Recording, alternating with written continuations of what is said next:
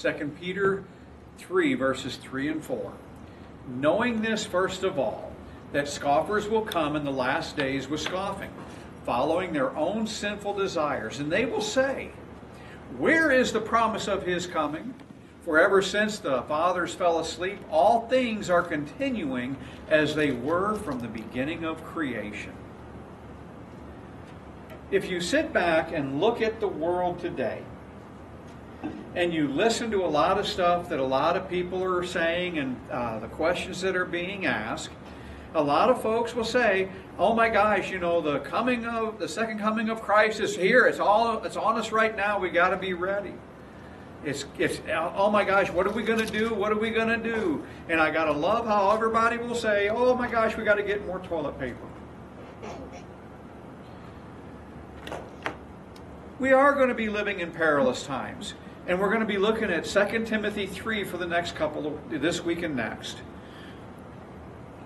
And the perilous times that we're going to look at to start off with today, because we're going to look at 2 Timothy 3 verses 1 through 9, and we're going to see the things that are kind of, what we should be looking for. And we're going to go into a little depth on just a handful of things. But perilous times can be found in the last days. 2 Timothy 3:1. But understand this, that in the last days there will come times of difficulty. In the last days, perilous times, they are going to come. The word kalapos, translated as difficulty here, has the idea of reducing strength, difficult, dangerous, or by implication, furious, fierce, or perilous. They're going to get really nasty. Now, I'm not going to say that the times that we live in right now are not nasty times.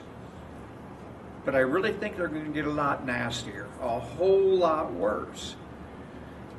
The sort of atmosphere will mark the last days. We're supposed to be looking and doing what? We're supposed to be looking for the return of Christ. We're supposed to keep ourselves up in as pure as possible to sit there and look for his return so that we are not taken off guard.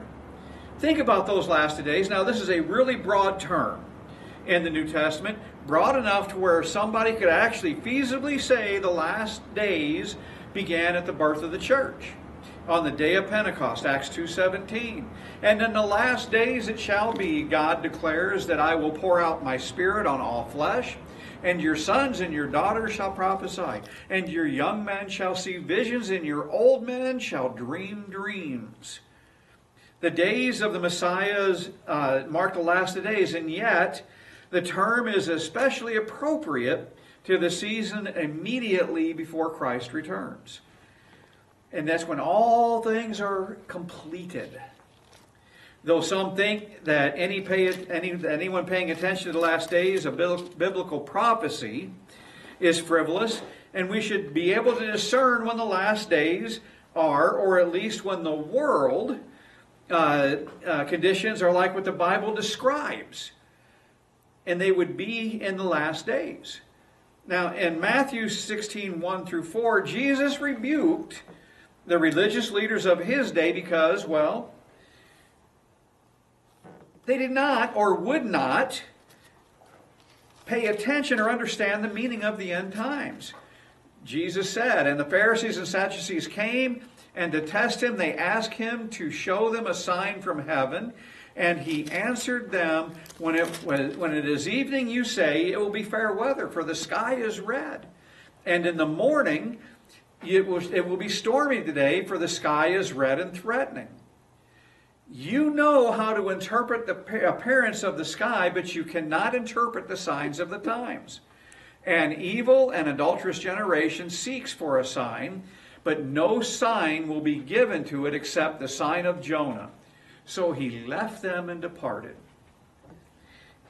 It is possible that Jesus would have the same rebuke for some Christians today who are unaware of the last days and the soon return of Christ. They're not looking for it. They're looking at the stuff that's going on and go, it's just everyday stuff. It's not that big a deal. They're not really paying attention. And we are given an idea and a description of the human condition, which is what we're going to focus on a little bit today in the last days. And we're going to break this down just a skosh. 2 Timothy 3, verses 2 through 5. For people will be lovers of self, lovers of money, proud, arrogant, abusive, disobedient to their parents, ungrateful, unholy, heartless, unappeasable, slanderous, without self-control, brutal, not loving good, treacherous, reckless, swollen with conceit, lovers of pleasure rather than lovers of God, having the appearance of godliness, but denying its power. Avoid such people. Now, this is certainly characteristic of our present age. When you sit there and think about what you see and hear and everything else in our world today, don't you see a lot of this?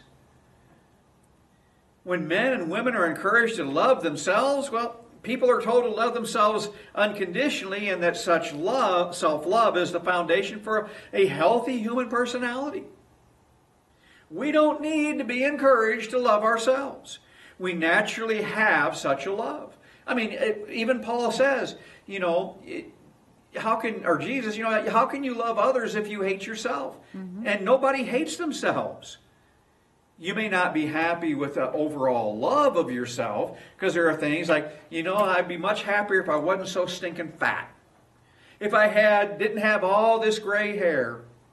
If I did not look so much like Jay Leno when I'm wearing my blue jeans and a blue shirt. Amy accused me that of yesterday, by the way. That's it. Just throw me under the bus. I did. We naturally have such a love. Neither should we be taught to hate ourselves. And as Paul said in Romans 12:3, for by the grace given to me, I say to everyone among you, not to think of himself more highly than he ought to think, but to think with sober judgment, each according to the measure of faith that God has assigned. We see ourselves as we really are, both the bad of what we are in the flesh and the glory of what we are in Jesus Christ. We have to have that happy balance. We have to have it. It tells us that men will be lovers of men. Now, the love of money is really nothing new now, right? That's nothing new. But today, people have the ability to pursue our love of money like never, ever before. And most of it is done through cheating, scandalous things, bribery, stuff, things of that nature. Men will be boasters and proud and blasphemers. Boasting and pride and blasphemy, well, guess what? Those again are nothing new. We are told that there is nothing new under the sun. Everything that's experienced in the past, way, way in the past, are the same things that are still continuing on today. It's as if we just can't learn a lesson. But today they seem far more prominent than ever. All three of these things indicate that an individual person is the most important person. Remember a couple weeks ago we had that little thing up there on our meme that showed the universe and said, boy, when they actually discover the center of the universe, some people are going to be surprised. They ain't there. People think that they are the center of the universe. They look at the things, and each of these individual things, when you put them together or individually, it says you don't matter and God does not matter. All that matters is me. Me, me, me, me, me. Today, boasting, pride, and blasphemy are apparent everywhere, especially among the celebrities of our culture that people idolize. I mean, my gosh, if I have to sit there and see one more thing or hear one more thing about how great Taylor Swift is, I think I'm going to start puking. Then maybe I'll lose my weight in the belly. Many people today become wealthy by calculated boasting, pride, and blasphemy. Ephesians 6, verses 1 through 3. Children, obey your parents in the Lord, for it is right. Honor your father and mother. This is the first commandment with a promise that it may go well with you and that you may live long in the land. since about the mid-60s, there has been a frightening breakdown in the authority once assumed by a child toward their parents. It's nothing today to see parents in a grocery store, in a department store, or whatever, and you've got the little brat throwing a temper tantrum. And mommy and daddy, I want this, and mommy and daddy, I want that. Why can't I? And then they throw a conniption fit. And when mom and dad say, enough is enough, what does that child do? Throws a tantrum.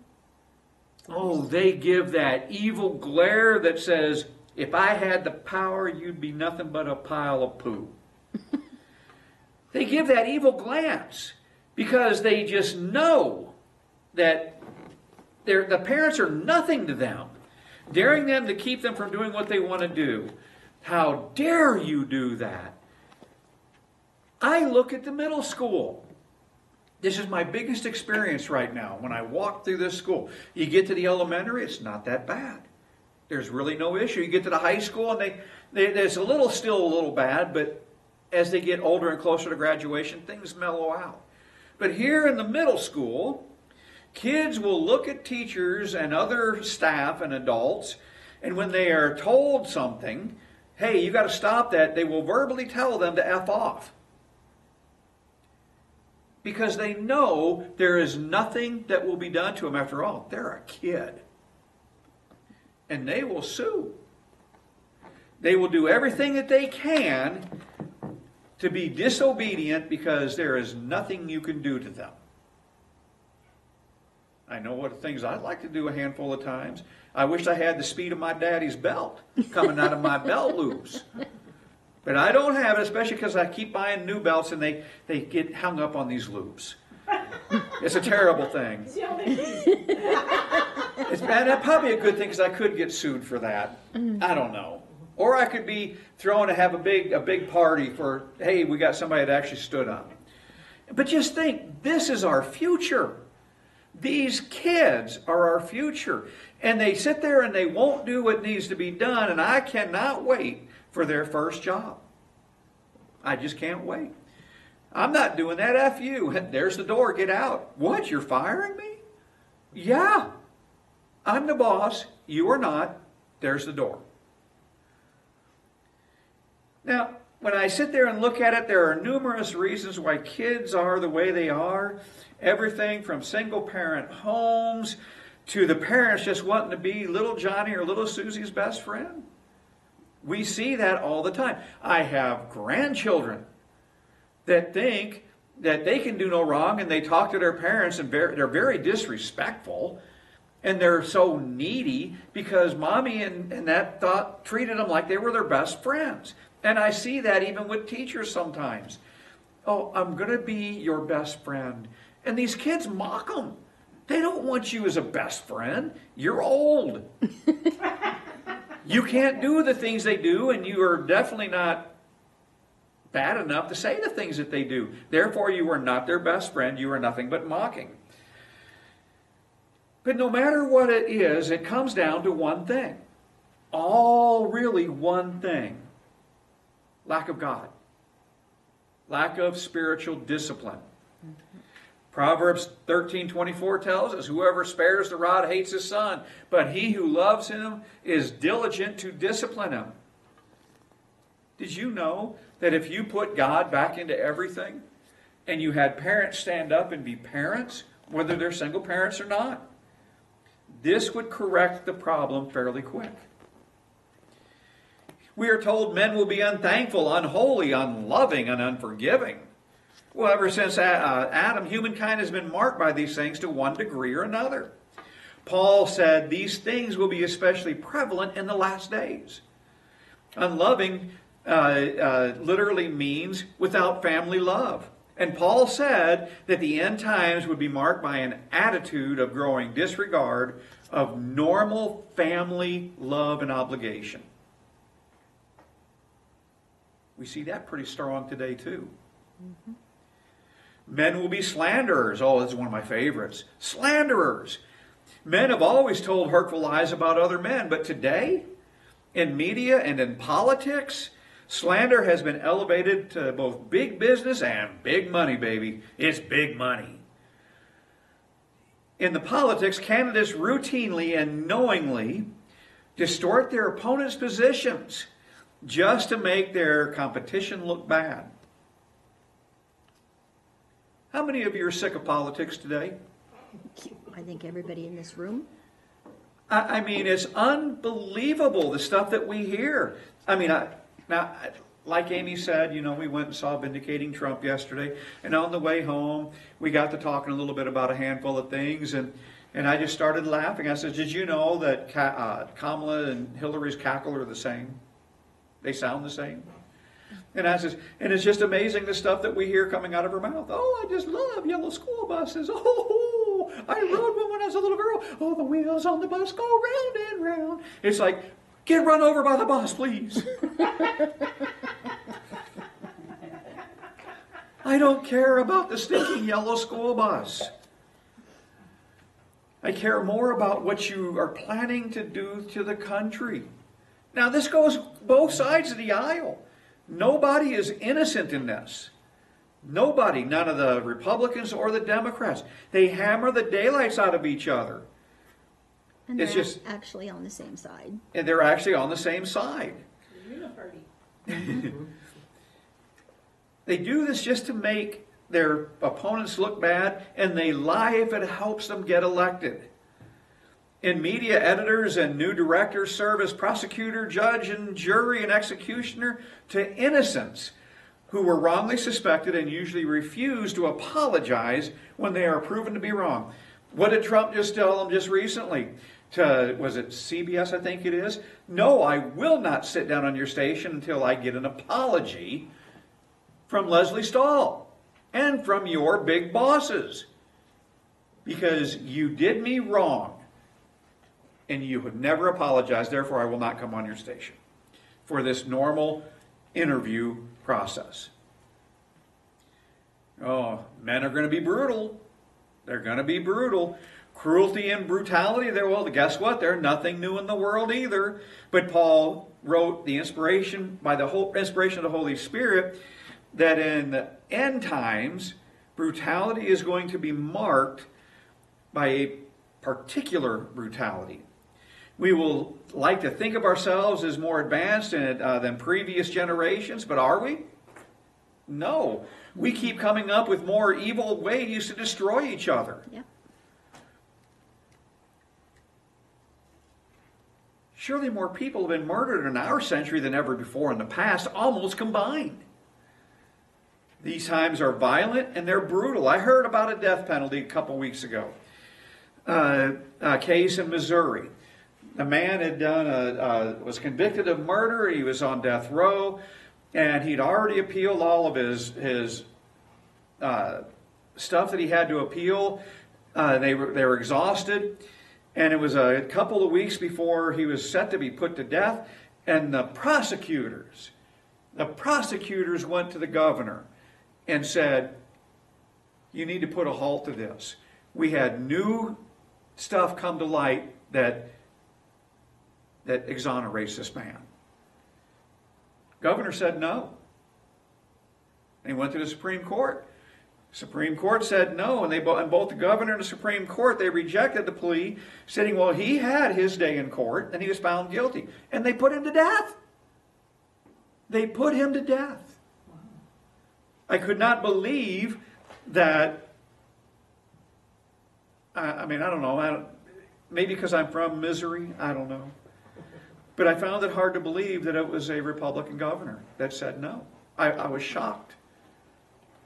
Maybe he's not really a Republican. Maybe he's the rhino.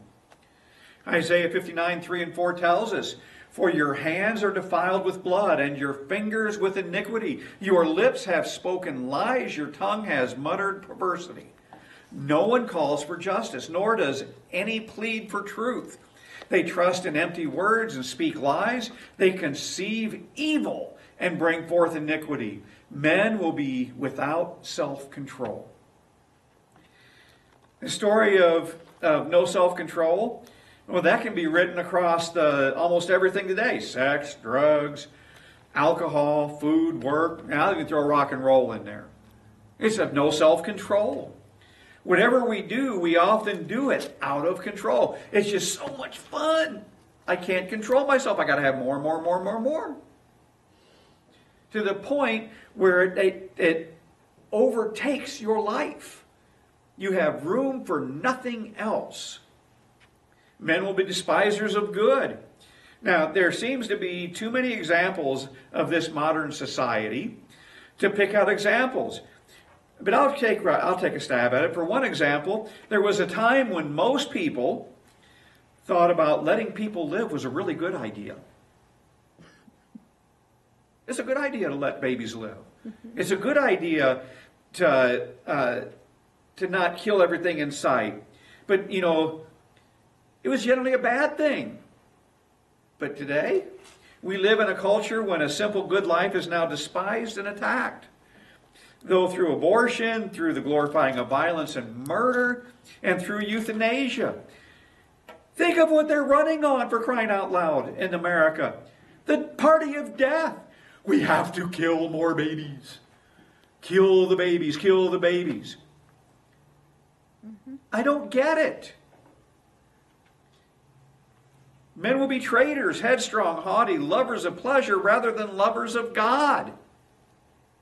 These characteristics are all about one thing, self. Men are traitors because of self. They are headstrong because of self. They are haughty because of self. They are lovers of pleasure rather than lovers of God because of self. You are the most important thing in the world. I've got no room for nothing else. It's me. What I say is should be awesome. You should be worshiping at my feet and kissing my behind because I am so wonderful and great. There's no room for anything else.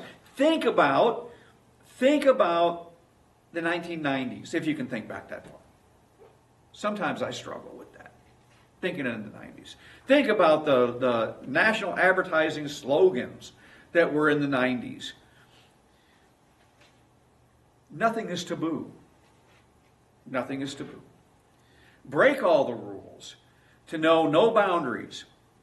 Relax, there's no rules here. Peel off inhibitions. Find your own road. We are all hedonists and all want to do what feels good. After all, that's what makes us human. Living without boundaries. And my favorite from Nike, just do it. Just do it.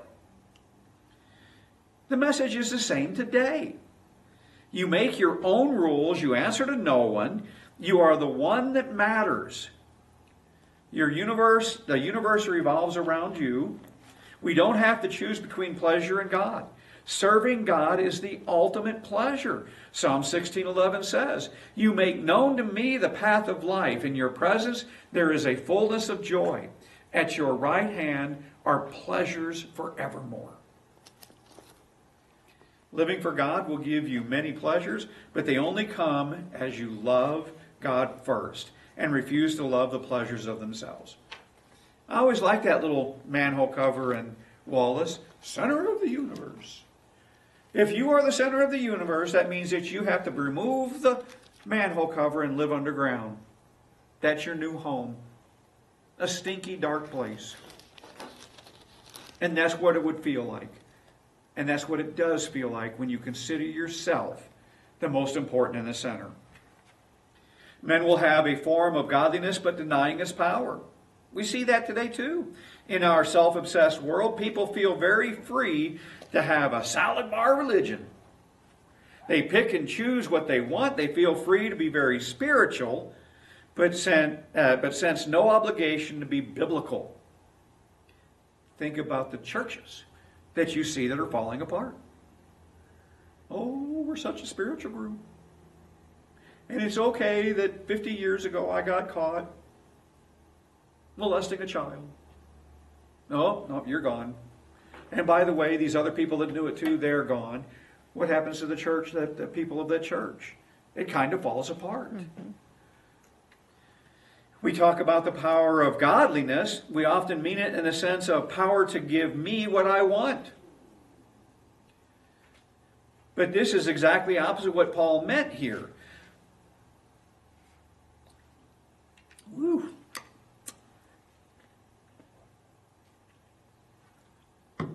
Let's try that again. Oh, good, we're moist again. Where am I?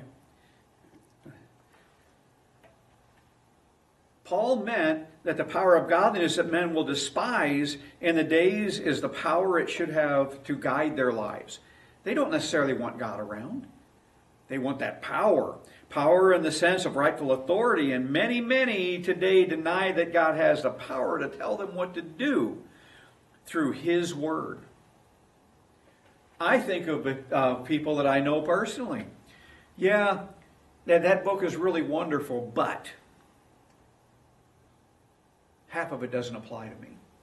I only live by the stuff I want to live by, what it says. Because the other stuff, it convicts me, and therefore it's not worth a plug nickel to me. I will not be convicted.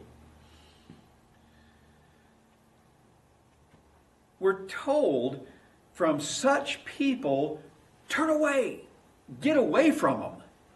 The command to turn away from people described by the characteristics in this list is especially difficult in our present day because there's a lot of people, they're part of this list. For all I know, we are part of this list at times. But we're told, get away from these people. People who do these things on the list are not only common today, but they are often our cultural heroes. Now, I don't know about you, but like I said, I mentioned Taylor Swift.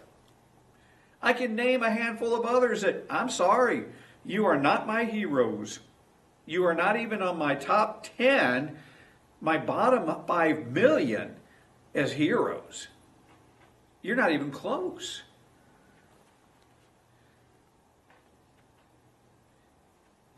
The simple responsibility of Christians is to turn away not only these attitudes, but also from people who do these things. Many think it is enough if they themselves are not like this and give little heed to the company they keep.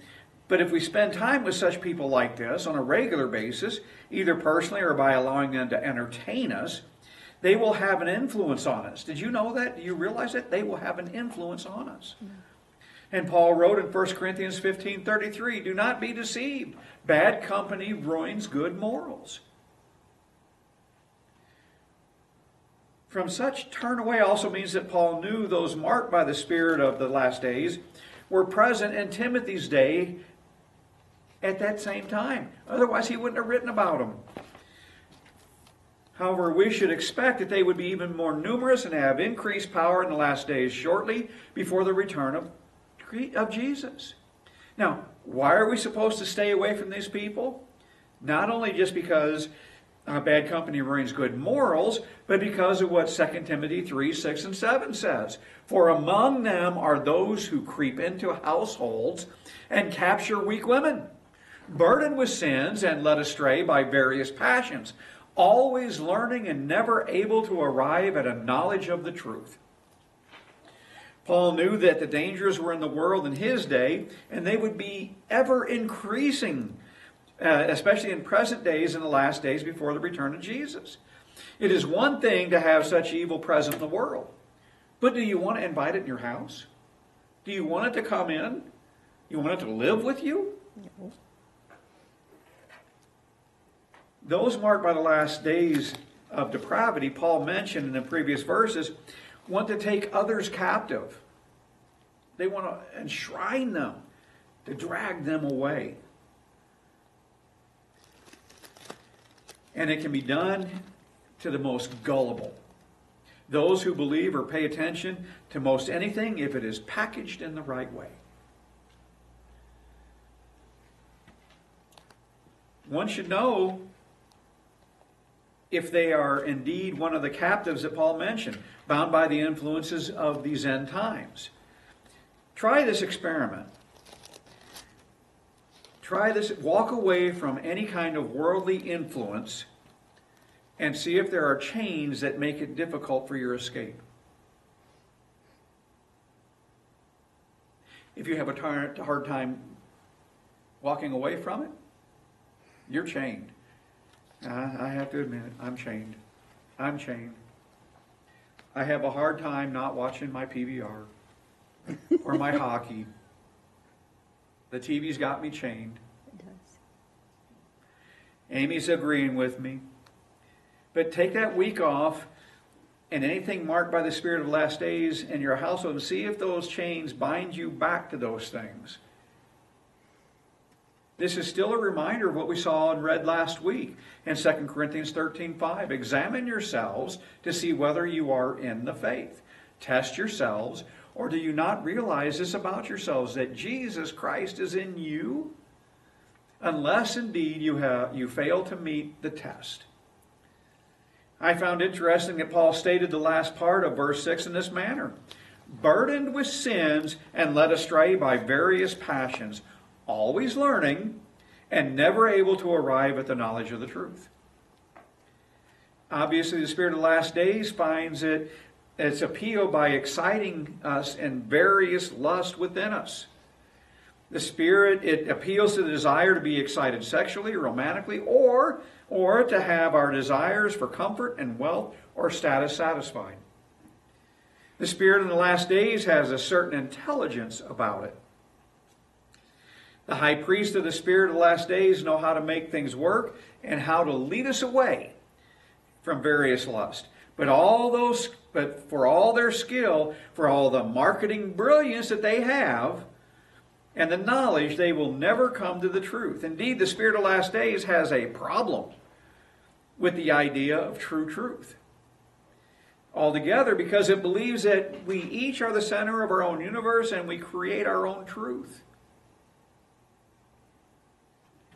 According to the Spirit of the last days, there is no truth outside of ourselves. So we can learn and learn and learn, but we will never come to God's eternal truth. 2 Timothy 2, verses 3, 8, and 9. We get examples. We get examples of this. Just as Jannes and Jambres opposed Moses, so these men also oppose the truth. Men corrupted in mind and disqualified regarding the faith. But they will not get very far, for their folly will be plain to all, as was that of those two men. You know who these two guys are, don't you? These are the two fellas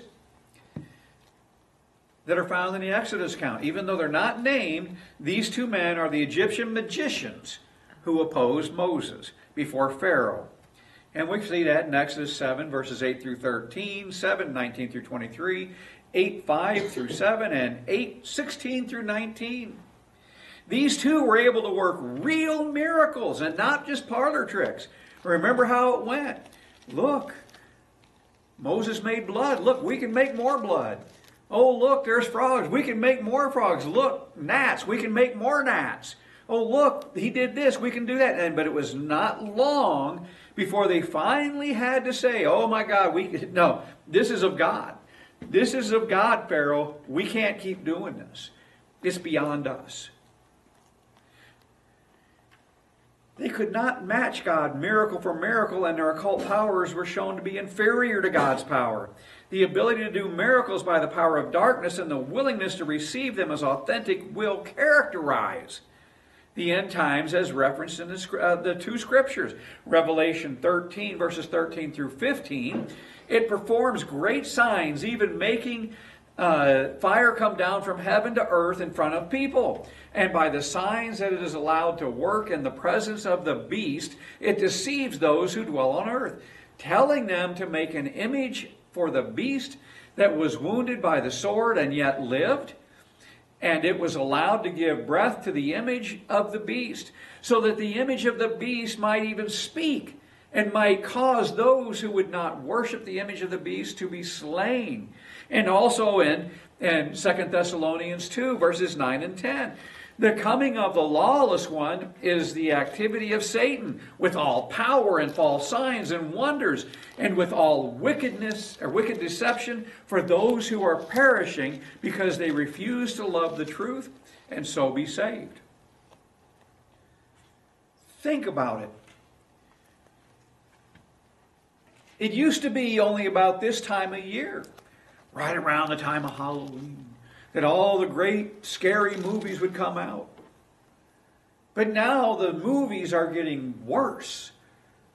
The scary movies are worse, and all they're doing is taking the people and subjecting them through the screen to see what evil's out there and to desensitize people to it. There are things that, now when I was young and dumb, I loved scary movies. And I watched them. And then they started doing, oh, well, look, we're going to put the director's cuts back into some of these. I mean, I remember watching The Exorcist. Yeah, that was pretty dang scary. But nothing like when they put the director's cut back in with all that newfangled stuff. Whoo! Even just talking about it, my hair stands up. Think about the stuff that's out there. Oh, Megan 1, 2, and 3. You know, that robot doll that kills people. It's like, oh my gosh, the dolls. What is it, Annabelle? Yeah. Holy camole! People are desensitized to this now. It's the way to allow things to come into the life so that when this wickedness starts performing its dark miracles, people are like, oh, this is so cool. And they're desensitized. They can't figure it out anymore. Some of us are amazed by any spiritual power that is real without thinking that real power may have a demonic source instead of godly source. And even if the psychic or New Age power seems to feel right, we must not be seduced by it, because demonic powers can come masquerading as angels of light, 2 Corinthians 11:15. So it is no surprise if his servants also disguise themselves as servants of righteousness. Their end will correspond to their deeds. The resistance of truth by Jannes and Jambres was shown by their ability to cooperate with demonic powers to do miracles. In the last days, men will also resist the truth. Even as Jannes and Jambres were eventually put to shame, though for a while they matched Moses, miracle for miracle, and were eventually compelled to give reluctant glory to God. So also will the evil men in the last days. Even as Jannes and Jambres' power had limits, Satan's power, even in the last days, God is still in control. This is the message of the great hope in the midst of this great darkness. The spirit of the last days, well, it has an answer to it in Jesus Christ. The spirit of the last days is not stronger than the power of Jesus. The glorious faith and the glorious truth is that we don't have to be bound by the spirit of our times. We don't have to be slaves to self and to have our universe revolve around something as puny as ourselves. There is hope, triumphant hope in Jesus. And that's what we look forward to. We are able to resist the junk that's in the world. Do so. Let's go to prayer.